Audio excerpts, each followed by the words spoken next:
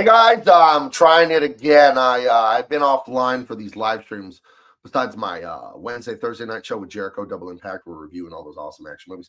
But I'm gonna try and do some work for you guys live again. I had to finish the Empyrean sci-fi book, which it just came out gorgeous, and I had to do all the lettering, and I had to do all the editing and all that. I have an editor actually. We actually use an editor, and it was a lot of work. I sent it off to the printer yesterday. I'm printing just a handful of samples of Imperium. That's how serious I am about quality. That I'm printing just a couple dozen samples and get them in hand them out for review to select some selected people.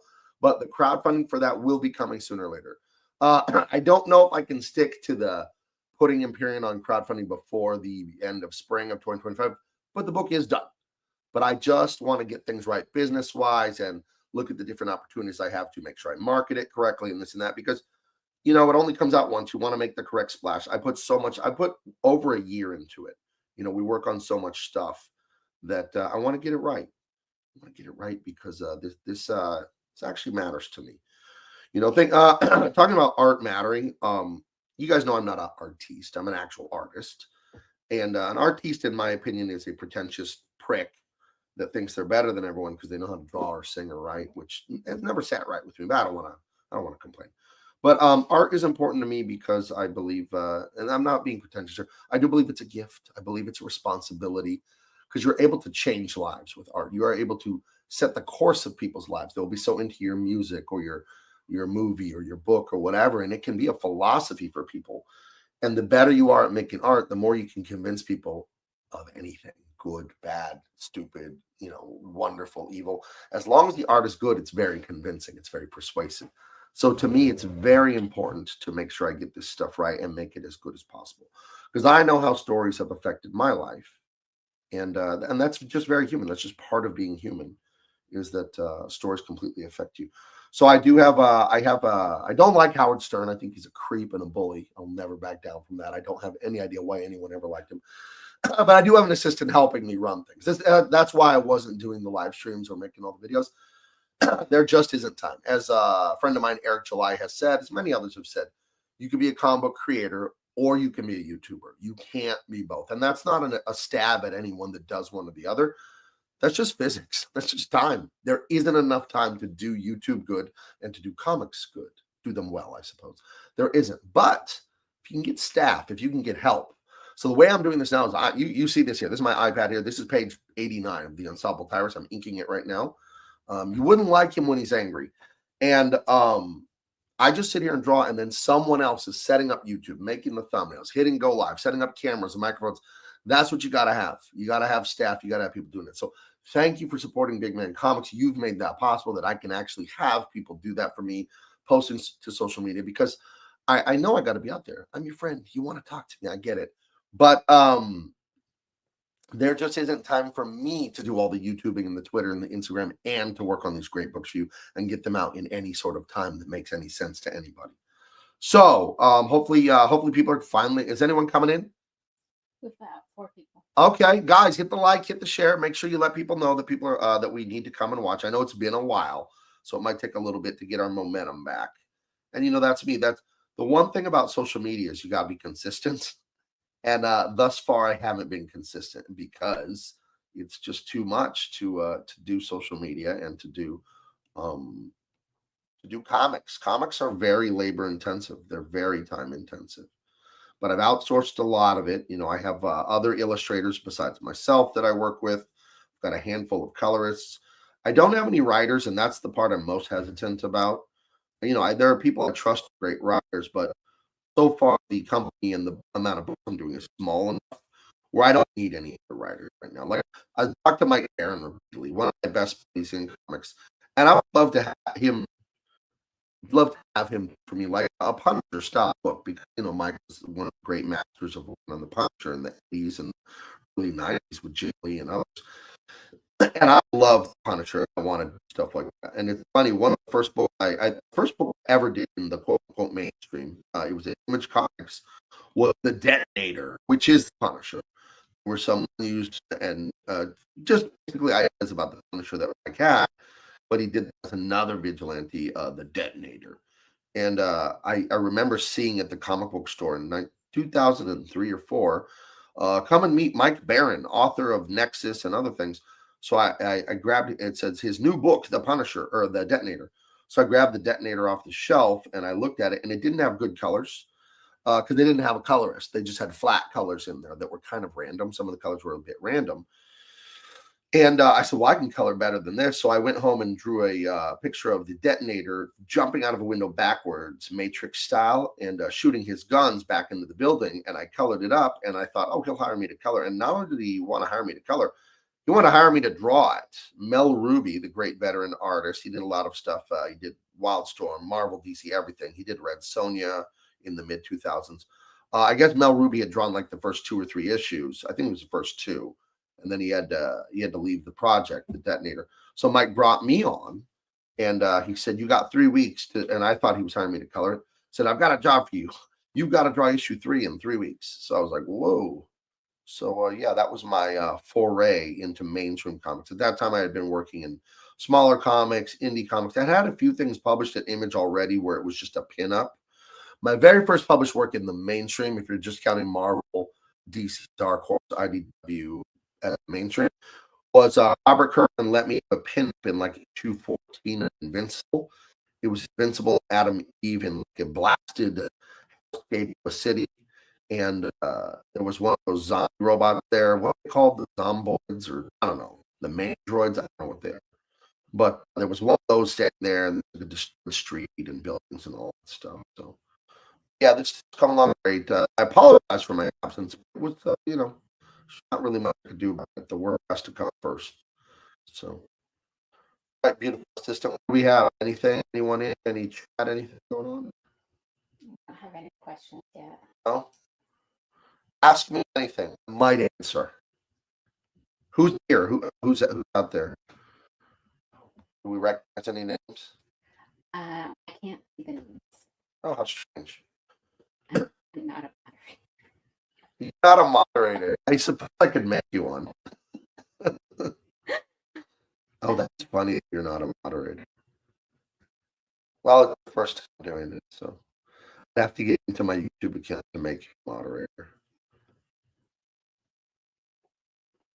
I wonder if I can do that right from StreamYard. I think I can. Hold on, let me see. Comment something in the chat, and I think I can make you a mod. Hold on. Chat. All right, let me go here. I think I can make you a moderator. I can delete your comment and put you in timeout. I should put you in time. No, I'll go into YouTube instead of OBS and make you a moderator. Okay. View your channel. Then I have to go to this video. Let's see. Live. Click on live.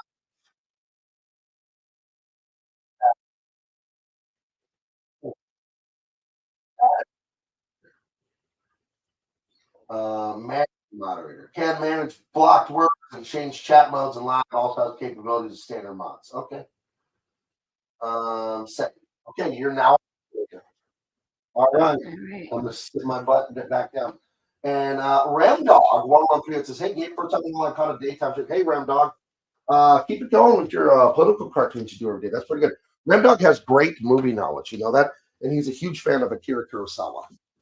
He knows all about that stuff. I've only seen those movies once, like his top 7 movies. And as you know, Adrian, I was dazzled by them. Last month, I couldn't stop talking about them. So Father's Day is coming up. Maybe I'll get them on Blu-ray or Criterion, DVDs. Right. Maybe I will. Maybe I will. I want to ask you a question, beautiful co-host. So we've got a great fan of the show. Think about what you think about. He's always there asking me and Jericho questions on our movie show, our Wednesday, Thursday night movie show. Mm-hmm. And I showed him the video. I talked to you about this at breakfast this morning. I showed him the video of the Tacos Jenny in Mexico City, the lady making the awesome street tacos. Yes. And he said he was going to get a lady like that at his house. And he is married, and now I've been married 28 and a half years. Almost had up in the world. Okay. And it's funny. What do you say in Espanol? How do you say spouse? How do you say wife? And esposa means handcuffs. That's quite literally esposa means. Think about what you think about one of the great fans of the channel of the show. He said he wanted to get his own Latina mommy making tacos at his house. Me and Jericho just had to laugh because he's been married a year, and I don't think that's how things work. So, should we get a Latina woman here to make tacos for me? There will never be another woman here. No, No. I don't care what it's for. no, no. What if she was real old and fat and ugly? Doesn't matter. I saw Wow, Arnold Schwarzenegger's I'm gonna say I'm an absolute dog. side piece. She's not good looking. Thank you. Anyway, recommend to the fellas out there. Don't ask your wife if you can have a Latin woman living in the house making you delicious food. It's not going to go the way you think it's going to go when you ask them. So, Oh, can I help you? no. All right. So you're a moderator now. You going to ban anyone? Ban any words? I can't see that. I have like it looks the same to me. You don't have a wrench by your name now? No, maybe I need to log out and log back in. Yeah, maybe you need to leave YouTube and come back. I did look up handcuff and translated it, and it said esposar. There you go. So in Espanol, they already know the wife's are handcuffs. That's funny. The fun police. Okay. You don't want to be the fun police? No, No? Well, I don't think of you that way. I do not have a wrench by my name. You were made a mod. You were. There's nothing else I can do about it. If you'd like to speak to the manager, Okay. she'll be here later. So since you're basically the only one I can talk to right now. Do you have any questions for me? Mm,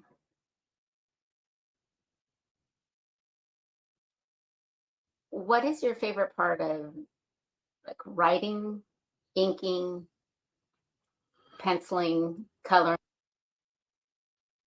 Um, Part on most is the drawing. That's just that kid is drawing.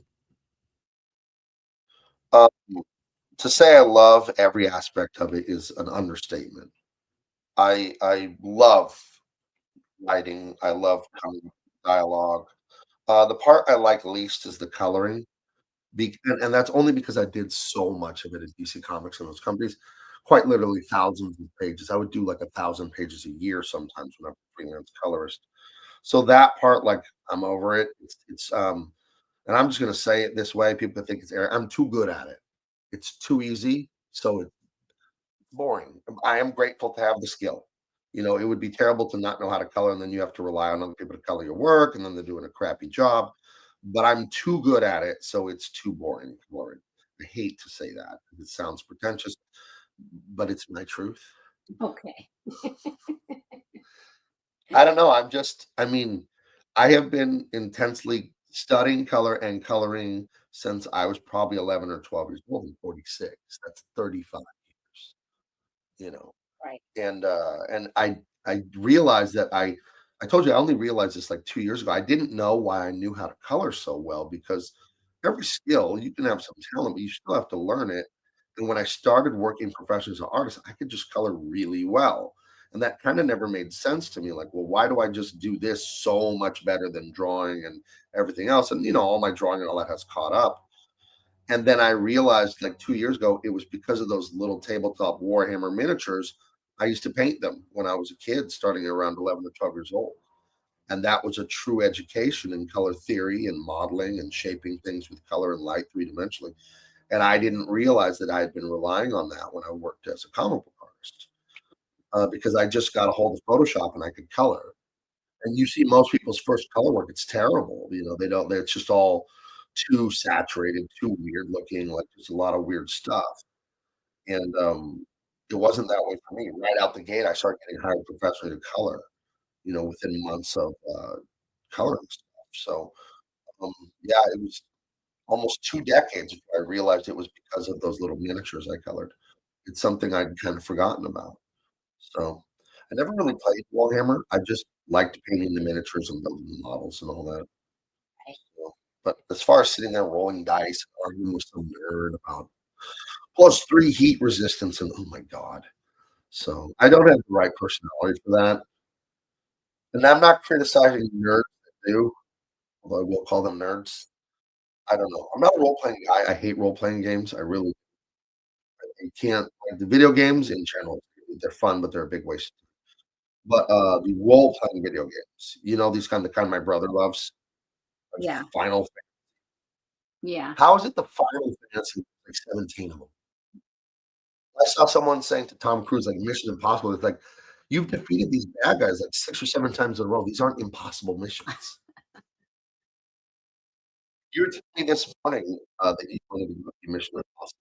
I do. Why do you want to see it? Because Tom Cruise made normal movies. You're what comic book geek and video game people would call, in regard to being a nerd, not you're a normie, not you're done like a normie, but you're not like a geek. You're not in games, movies, in a weirdo way. Yet you don't feel the whole thing about wokeness and SJW and that little jerk girl that was the star of Megaflops. Why? So even a quote unquote normie, when it comes to nerds like you recognize the value of normal movies like Top Gun Maverick.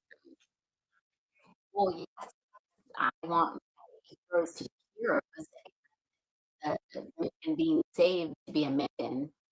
It's it's very classic. It's very normal. Um, You don't think it's bigoted? no, I don't want to play any man's role. I am a woman. Oh, interesting. Okay.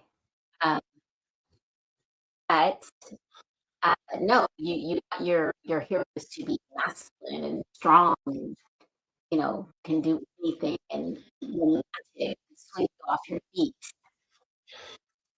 Yeah. So you don't think it'd be good if like, there's a disaster and the guy goes, "What do you do?" He jumped into the woman's arms, she holds him. Um, You see the movie? what do I Uh, I mean, well, that's not how I mean that. If I save myself, what do I paid you for? well, there you go. There you go. Let's hear it here. Rand 1138 says, here's a challenge. There's some work analog. You see warm and cool gray comics like Adam Hughes. Done it. I've done it, buddy. I've had copics for over a decade. The color copics, I know how to use those. If it exists, I've colored it. That was my career for the best part of 15, something, almost 20 years. So I'm tired of coloring. I don't mean that in an ungrateful way. It's just if you gave me ribeye every day for a year, I'll probably get tired of it. It's my favorite steak, but like goodness, I want to eat something else. So the coloring I've backed off. I've been offered freelance coloring jobs, and not to be a jerk, but I just quote people super high. Hey, color a cover for me. I'm like $400, $600 for a cover because I don't want to do it. I know I'll do a great job, but if I have to do it, then I want to do it so I can do it because right because I don't need the work, and B I just don't like doing it anymore. It's just too much already. I overworked myself at the list. I basically didn't say no to DC Comics for years, and then I would get work from Dark Horse and Aftershock and IDW. No, I worked for them in the old days. Dark Image. I used to do some stuff for them, but it was mostly DC, mostly DC. So, but I'm enjoying myself now, being independent. It's a lot of fun. It's a lot of fun. This book's coming out gorgeous. What page is this? This is page. I'm going to back up here. It's page 89. So 89 out of 125. So we still got a ways to go. 35, 36-ish pages left of this book. I should be done by the end of June. I might double up on a few days and do 2 pages of inks a day again. But it's a little hard. When I'm inking this stuff, there's so much detail in this latter half of this book of so many characters and mutants and secret hidden temples and so much is going on in this. And I'm sitting here inking it where I'm like, there's so many characters, so many details. Who the hell wrote this? And then it's like, oh, I wrote it. So shout out to the colorist because I wouldn't want to color this book. There's a lot of stuff, man. He's doing a great job, though.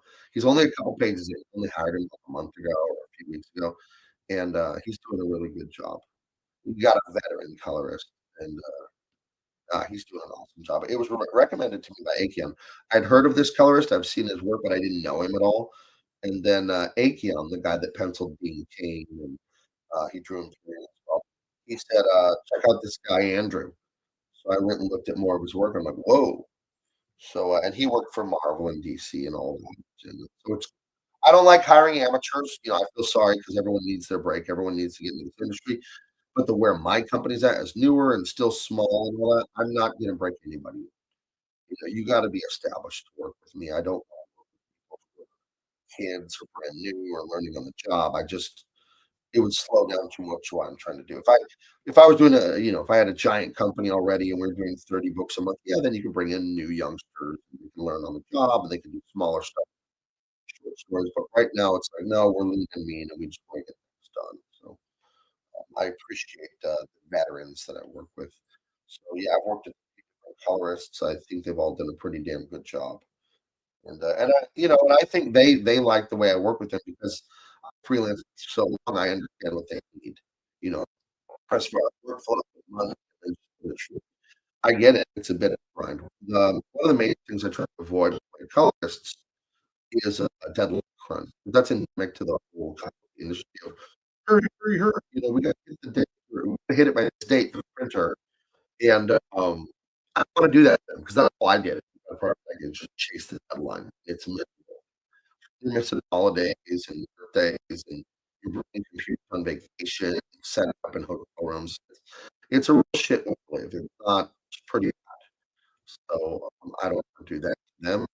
We do this stuff far out enough in advance, and what I also try to be very careful to do is not make promises to backers and customers that are gonna put me in a position where I have to compromise the schedule. I'll tell people, "Oh, the book will be out this year. It'll be out this spring," but I'm crowdfunding all of this, obviously, but I won't take money from you guys.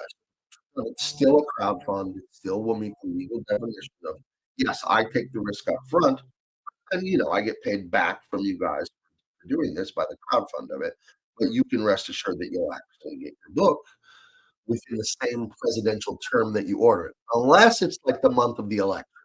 You couldn't blame me then. It was like when the presidential election happened, you ordered, then of course you'll get it the next. But you know what I mean.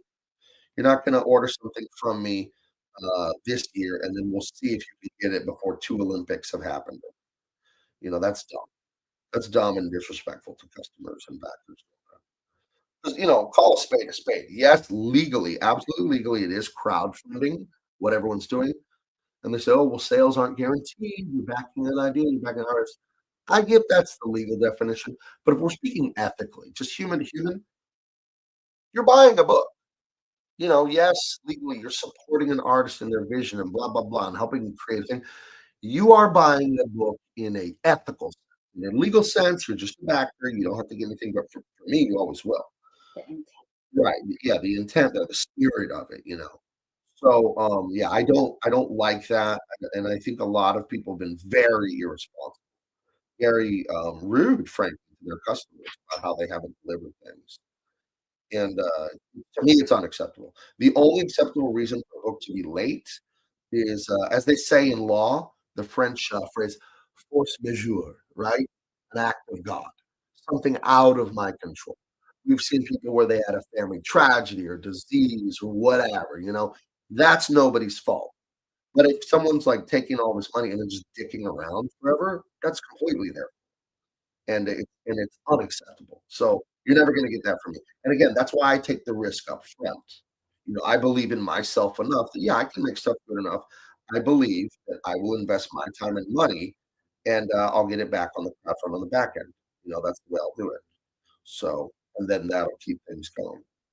So, that's my philosophy here is to make sure the things are done and then you guys can get the best entertainment. Because ultimately, again, as I said at the very top of the program today, that's what it's about: is to make art that will affect people in a great way. Because I understand the effect. It can quite literally change the course of someone's life, and that's important to me. The responsibility that entails. So how's the chat cooking along there? So far, we don't have any more questions, Okay. but um, I wanted to ask you, how do you come up with your stories? Like, what inspires you, or how does that work?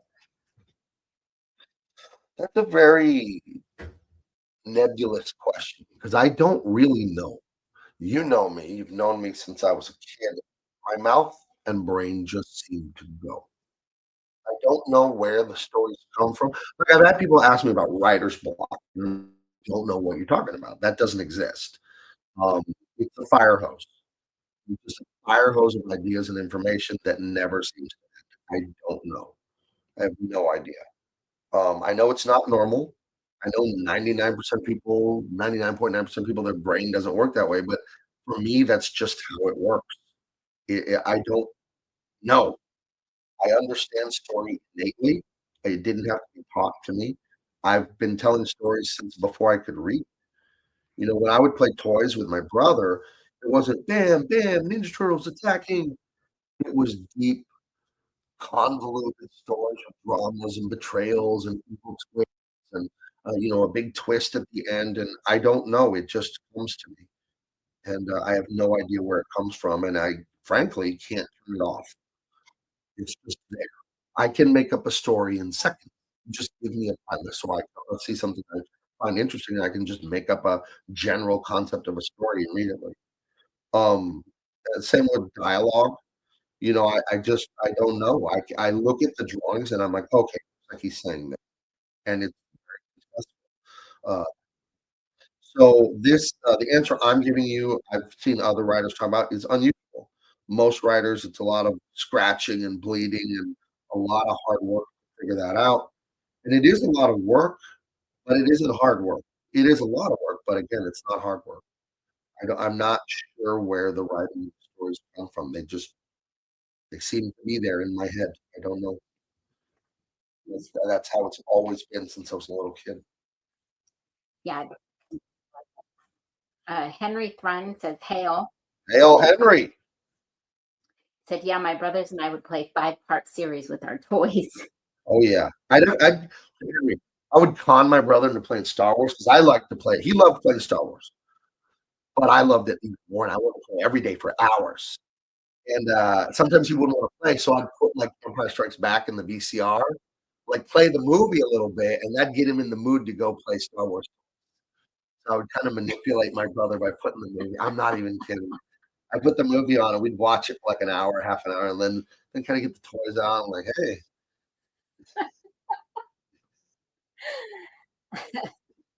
so yeah, that's what I would do. Henry said, "I remember one time we recreated Star Wars with our Teenage Ninja Turtle figures. Leo was Luke, Ralph was Han, April was Leia, Splinter was Yoda, Shredder was Vader, Future Toy was C-3PO." Well, that's cool. It's funny. Well, yeah, we would do stuff like that. We would create our own made up universes. We had the Dragon Clan, and it was a group of superheroes, kind of like the X Men and Avengers. It was a Wampa action figure, Jake from GI Joe, the Red Ninja, a little glob of purple clay that looked like a Hershey's Kiss with like a crown. It was King Gop. No, I made him up. There was Ninji. He was the black little short ninja from Super Mario Brothers 2. And there was like two other characters. And I have it still in my desk in my other office. It's called Dragon Clan. We did it with action figures, and then I turned it into a comic book. And I actually made like a 10 or 15-page comic book of it with my brother. So, Funny. yeah. Well, good news. I now have a wrench on my name and I did nothing. Okay. And Kara says, "How do you decide on what length your books will be?" Well, to me, it was I want to do the Hollywood 3-act hero's journey. Your classic Spielberg, George Lucas, Akira Kurosawa, all the great movie directors, because that seems to be the most successful storytelling we have. So what I found is, I started off. So a lot of people in indie comics were doing a 48-page book because that's practical. You could allegedly finish it quickly. But what I found when I did Truth, Justice, American Way is I expanded it to 64 pages, and it's a great book and it's fast paced. but it's fast-paced because it has to be, because I only had 64 pages. But what I found is about 120 pages was right. And if you a Hollywood movie script is like 100, 120, 140 pages, and I found that 120 was a pretty good size. So the Dean Cain book ended up being 116, Empyrean is 120, Tyrus is 125. You keep getting it a little bit longer. I am thinking of doing the books shorter in the future, going back to 60 pages, just for the sake of time, so I can get them out faster. I'm very torn on that. I don't want to do it. I love all the leg room that a 120-page book gives you, so I might stick with that and try to just keep selling the books I already have out for a while I work on other ones. But I think I might go down to shorter books, which I don't love. I am capable of writing great stories in 60 pages, but I just love the amount of room that you get in a 20-page story. So what I do and what all writers should do. There was Hunter S. Thompson. Everybody knows him. Fear and Loathing in Las Vegas. Gonzo journalism. He's one of the great writers of the 20th century. Very, I don't want to say nut job. We'll say he's eccentric.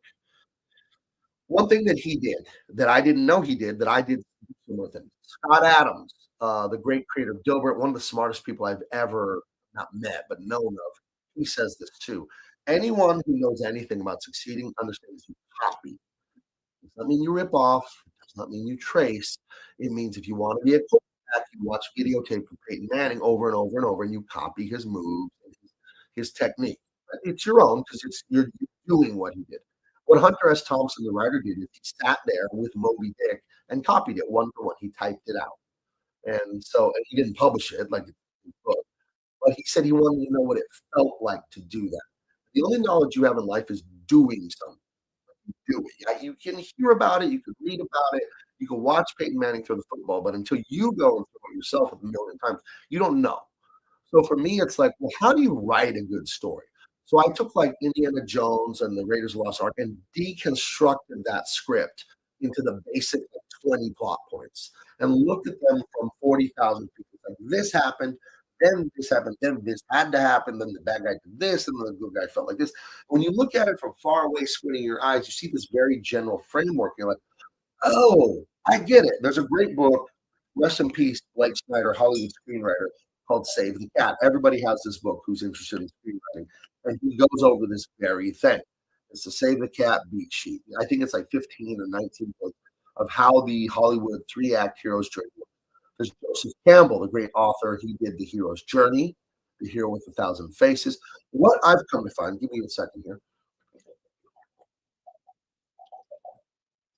Storytelling in the hero's journey was not created by human beings.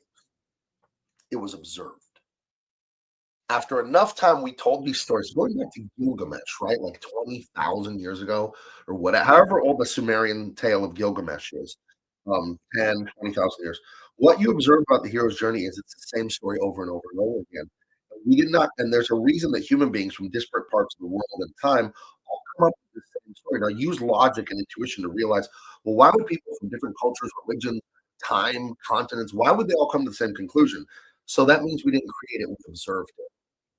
The hero's journey is the story of a boy becoming a man.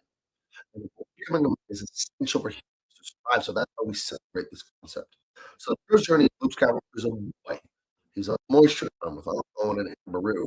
Then something happens to change his normal boy, happy, safe world, the world of mommy, the world of safeness, and all that. And a thing happens, the call to action, the inciting incident, right? And now he has to go underground into hell or with the monsters, the dragons, or whatever live. And he has to go there, meet the old sage, right? Obi-Wan Kenobi.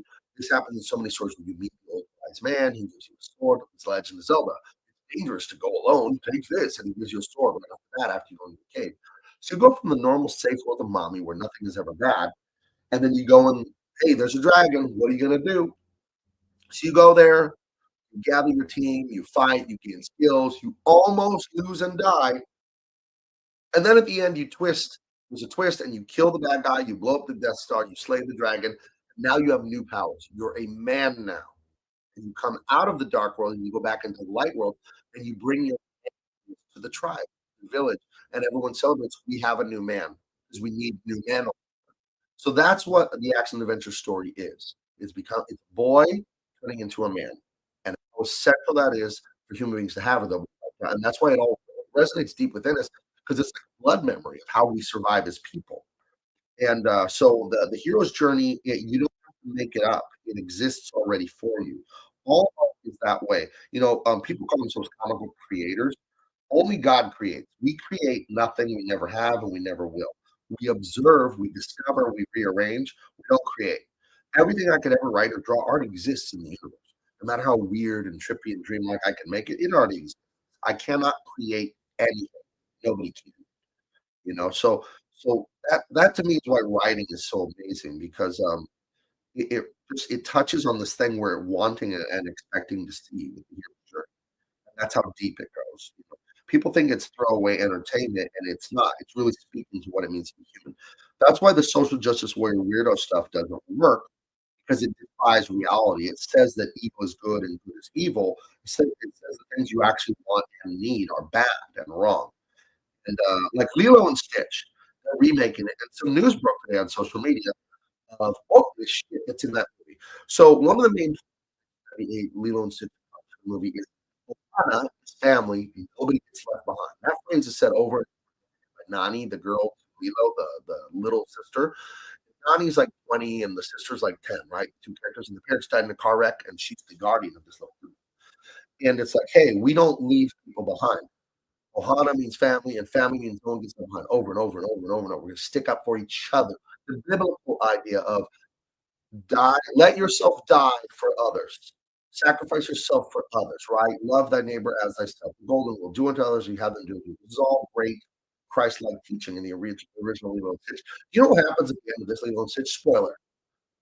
Nani, the 20-year-old sister, leaves Lilo in Hawaii with some other relatives so she can chase her dream of going to UCSD here in San Diego, become a marine biologist. And instead of saying no one gets left behind, some shithead feminist gives her advice in this movie: don't leave yourself behind. Disney, the current company, if Walter Elias Disney, one of my personal heroes, the founder, if he was alive now, he could not stop vomiting. It'd just be a fire hose of vomit if he could see what they were doing in the company. The point of Lilo and Stitch is selflessness, the sacrifice of self for the love of family and people. And then they make the new one and say, you know what? You go, girl, do whatever the fuck you want. Hey, your little sister, her parents were crushed to death and burned alive in a Subaru hatchback. Why don't you also abandon her and go to the mainland? She probably doesn't have abandonment issues since her parents died in the nightmarish car wreck on the highway there. You should also leave. You should launch these people. No, we won't say anything because YouTube does not take a joke. But yeah, so storytelling. The reason the social justice warriors, Snow White, all the social justice TV shows streaming, the reason they are bad entertainment is they're immoral. A number one, but B, they defy the science of storytelling. So art is not like in the eye of the beholder. That's what idiots who don't understand art say. Art has rules, and art is everything in the universe is scientific, even art. It's a science. It absolutely is. There are absolute rules to art and how it works to do patterns, right? Patterns are very scientific. And all art is a bunch of patterns. And all art skill is being able to successfully recreate patterns. So when you write and tell a story, you're writing the patterns of humanity and the truth of humans. So when you say it's good to abandon your sister whose parents died in a fiery Subaru hatchback, that is good and pure, you're telling a lie. That isn't good. So it's a bad story. And that's what I love about writing is you can tell good stories. And evil absolutely has a place in stories, but it must be called evil. You mustn't call evil good. You mustn't do evil in your story and then call. This is why I hate Deadpool and things like it because it takes evil and calls it good. Haha, Deadpool's making another pervert joke or a cocaine joke, and he's the good guy. Like, no, he's a piece, and he isn't good. You shouldn't call him. It's a perversion. So that's what I love about making good art is you can touch people in a positive way. Just think how beautiful the message of Lilo and Stitch is if we have the same concept where Nani, the older sister, gets accepted full scholarship to UCSD and able to become marine biologists.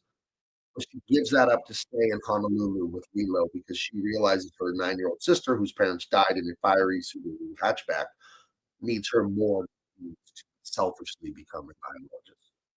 And I'm Or Hawaii, the island. The great marine biology department at the University of Hawaii. I'm sure they have a one there. So you can stay home. I have to pay everything. Goodness. So, any other questions? Yeah. Well, Oops. Is no, Brittany Spears in there? You're spitting again? Run Dog says a web cartoonist once said writers are not being drawn by ideas, but have a flood of ideas and having the wherewithal to carry any of them more often that's the problem. But Well, I would say this, dog. I don't know how athletic you are, what your background is in, like weightlifting, sports, gymnastics, discipline, but that's what's really important for me.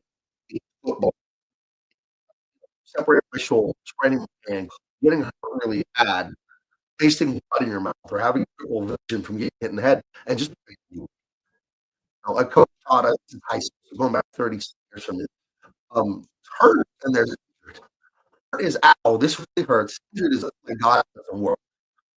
There's nothing you can do. You cannot play if you're actually injured. Your ankle is broken and you can't walk. That's not your choice in it. Hurt is okay. It hurts when I take a step. I'm going to do it anyway. So to me, writers like something that feel like too many ideas, blah blah blah blah. That hurt. It could be a brain injury and you think more. So even in sports, you can play hurt. As an artist, you can play hurt. My daughter had a stomach thing going the other day. Didn't feel good throwing this and that. But she had a comedy show. And I told her, I said, you play hurt. She went out and she killed. Came home, she did good. And it's good. You know, you should be proud of that. You gotta play hurt sometimes. So and the number one opponent you're ever gonna have in life is you, your own brain. The reason it's number one opponent is that's the only person you ever will be able to control. You can't control me or anyone else, so don't bother. You know, so when you're sitting there with writer's block or push through. Maybe the argument be done or whatever, but maybe but you made something. That's the, you got to make something. And if it's crappy, throw it away. Throw it away. At least you did, something, and at least you got. But I always tell you to look at things as two ways to win, no way to lose. So if you go and make art. Number one way to win is the art is good. It's good. I like it. The audience likes it. I win. Or the art is bad. I still win because now I got some bad art and I know more about how not to make bad art. So you always win as long as you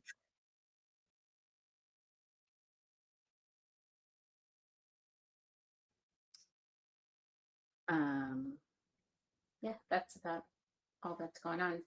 Kara said the same with her. She had that problem too. Which problem? Um, too many ideas. Okay. Well, just pick one. Maybe even pick one random. Flip a coin. Just pick one and go with it. And it might suck. See, that's don't let what's this?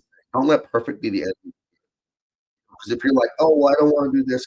This might be better. This might be better. You know that thing where people sit in front of Netflix and they can't decide to watch because there's too many movies. You just have to pick one. You just have to count to five and go, oh, that one. Because if you don't, you're going to freeze. And the point of art is making it. Not thinking about it, thinking about it, thinking about it. If you're just thinking about it forever, you might as well not do it. So just pick one. Maybe it won't be your favorite. Maybe it'll suck. But there's always tomorrow. You can do something else. But you do need to learn how to think quickly and just make a choice. Because again, another football saying, and it's just a life saying, is paralysis through analysis. You start overthinking things, it never ends. It's like when I write scripts, I can rewrite them and improve them, and I can rewrite a comic book forever. I can always write something good and change it and change it. Do that, but you get to a point where you're torturing. It's like over whipping mashed potatoes, overdoing something. If you have mashed potatoes and you stir them. If you stir them long enough, it'll make paste. You can't eat them. It's disgusting. I've had it once. Someone accidentally did that at Thanksgiving one time. And you just have to say, okay, that's enough. I'm going to give myself X amount of time to make a choice, and then it's over, and I'm just going with what I do. What's so funny? Oh, I'm reading it. Diesel's in the chat. He said, "Brother Gabe is live." Then he said, "Homie," but then he also says, "Whatever you do, don't take football advice from a donkey fan." Yeah, it'd be funny if the Raiders won a Super Bowl in the last 50 years. That would actually make some sense. Diesel, the Raiders haven't won a Super Bowl in your lifetime. They've won 3 in mine, brother. Also, they drafted that junior college running back in the first round. That's going to be amazing to see him fail. What a waste of a pick. Ugh. Rem says he's taking off. Have a good day and God bless. God bless, Emily. Have a great day, buddy. And then Rem Dog said that the conclusion of that wave for tennis was draw anyways. Okay, there you go. You heard from him, you heard from me. Just do it. Nike couldn't have been more right in the 80s. Just do it. Stop thinking about it and do it. You know? How old? 75? I always forget where Diesel lived. I always think he was in San Bernardino, and he always tells me weird that I did. I think it's not say funny San Bernardino kind of there's believe it separate. Yeah. No, I saw a picture of Diesel. He looks good. He was in shape. He had a pretty girlfriend. I thought he was like a big fat San Bernardino guy with a big girlfriend. No, I was very disappointed. The Diesel looked nuts. And Good job, Diesel. Jim Bob's hey, Jim Bob, how you doing? And then Diesel also said, I don't know how to say this. Genty was a pick. Austin Chanty was a running back that the Raiders took. Was a waste of a pick. Are you serious? He was 100% serious. 100% serious, Diesel. That was a foolish pick. I would have been so mad if the Broncos took him. That Boise State doesn't play anyone. He has all these stats and yards and touchdowns playing against the Sisters of the Poor. They don't play Alabama. They don't play Notre Dame. They don't play Auburn. They don't get out of here. Who are they playing? Sacramento State, Idaho State. Get the hell out. Austin Janty hasn't played anyone. Might as well play high schoolers, dude. Come on. Jim Bob said just stopping by for a few minutes because I saw you were live and you stop smoking sherms. Please. You know that I'm a teetotaler. Famously, I don't do anything. No, I tried the Zyn tobacco pouch once, and I had to spit it out in 30 seconds. I don't drink. I don't do drugs. I don't smoke. But I saw the tobacco pouch. Okay, what's this shit about? Boy, did I find out that is not for me. And no, I'll stick to a drug-free life. Didn't feel good. It's the exact same feeling you get going down the roller coaster. 50-foot drop. I was like, ah! But the worst part is you're holding still drawing. Like, you shouldn't feel that way while you're drawing. Ram Dog, Rogers for a year. I was hoping Rodgers would come to Denver, and I'm so glad he didn't do it. He's washed. Aaron Rodgers. He's a little bit old, isn't he? He's like 41, 42. One of the greats of all time. Only won one Super Bowl, which is an achievement, but it's not an all-time achievement. But I think Aaron Rodgers, his father time's undefeated, man. I don't think Aaron Rodgers is the answer for any team. I really don't. I could be wrong. I like Aaron Rodgers. I like that he bucks the system and he doesn't listen to the man and he lives his own life. I really appreciate. I don't agree with all of his positions, but I like that he's an independent thinker. And I don't think Aaron Rodgers has anything left. I think the last 2-3 years we've seen that he's done. Cecil said your comments lead him to believe you're either on Sherm or crack. Never. Never. And get your last few questions in, guys, because we're going to wrap this up. Or are we? I don't even know what it's 12 o'clock. Okay. Yeah, so what we're going to try and do, now that I have a lovely assistant to manage it for me, so I don't have to do it, because that's why I couldn't do it, we're going to try and do these, 11 to noon, as many days a week as we can. So hit the like. I need everyone right now. I need you to do this. Promise me you'll do this. Everyone watching. Even if there's 2 of you, 20 of you, hit like right now. Get your finger out of your nose, reach down to your phone, hit like, and then hit share. You got to help. I'm good at YouTube. The shows I do with me, with Jericho, they're great, but we need an audience. And I haven't earned it yet. That's mostly my fault for not being good. I get that. I cannot do this without you guys. And I'm 100% serious.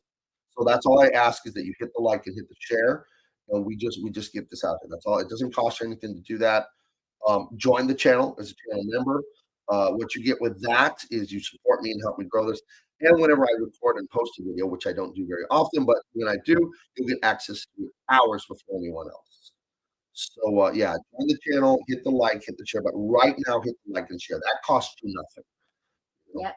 And thank you, Jim Bob, Ram Dog. If you liked it already, there are quite a few others that liked it as well. So thank you guys. Awesome. I appreciate every last one of you.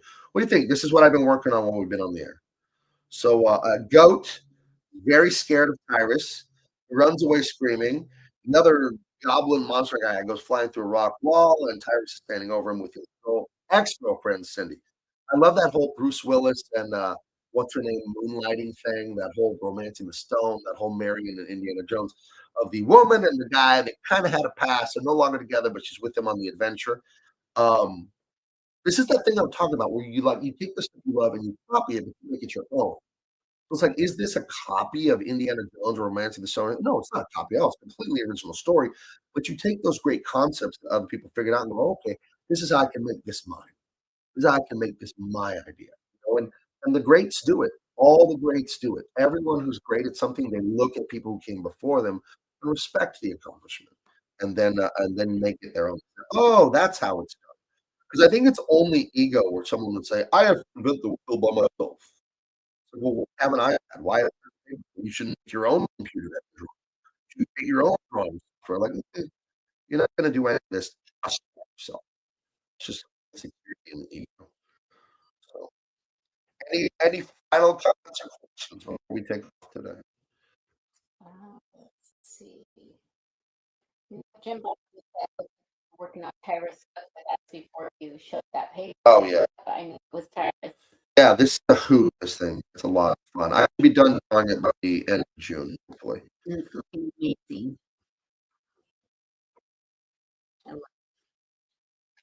Love it. No, I think. All right, guys. Share it. Hit the share on that. Talk to you later.